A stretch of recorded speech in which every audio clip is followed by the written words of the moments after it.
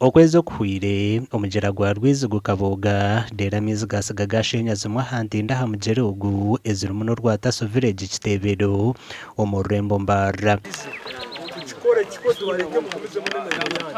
Okwiha obwo abantu abarimu abaana b'itendekero nk'aba masiti abashaho ahari Mbarara Rwifaro n'abandi batwire nibakoresa obwato kwambuka. Mbwene rizoba ab'ekibiina ekirikurwanirira eby'obuhangwa bw'ensi eky'aba Homes Development Group bahayo za life jackets mushanju okukwatiraho abantu abarikuvuga obwato okurinda abantu butanduye aha maizi.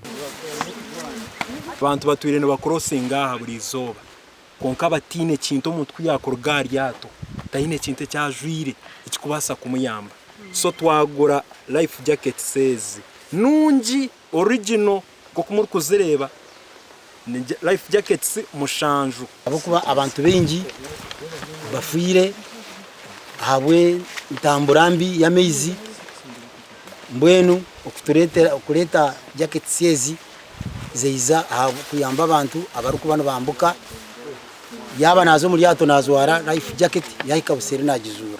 Aba nibagamba ngo basharamu kwayo life jackets ezi okuyamba abantu abari kutina amaizi na naba bari kukoresa obwato kwambuka baba nibaza mu mirimo yabo.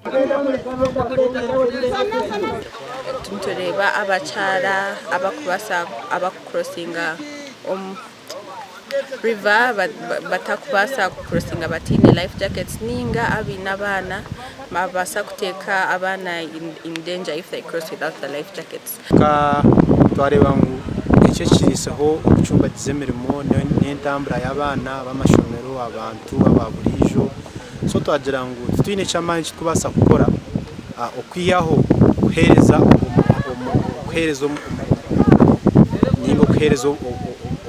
okuyamba okache abahebwa za life jackets basimente bekanisezi kitusanyusiza nnyo okulaba nti ekitongole ekyo kituyambye okutudduukirira obuzibu bwo tubadde tubulinawo era nga ku life jacket amazzi gakakendeera naye kati gadde gajjudde nga ge gamenye n'olutindo. Twenka ba driver b'amaato twatwine life jacket nikitwangwira twafuna ka accident kugira ngo tuyemu abantu abokuba baza hamu mizi. Hati orutindo rwa Taso village Kitebero hariho amaato 5 agarukwambusya abantu kandi buri omwe nashashure cya 5 okumwambusya. Aha bwa TV West ndi Elias Artugusa.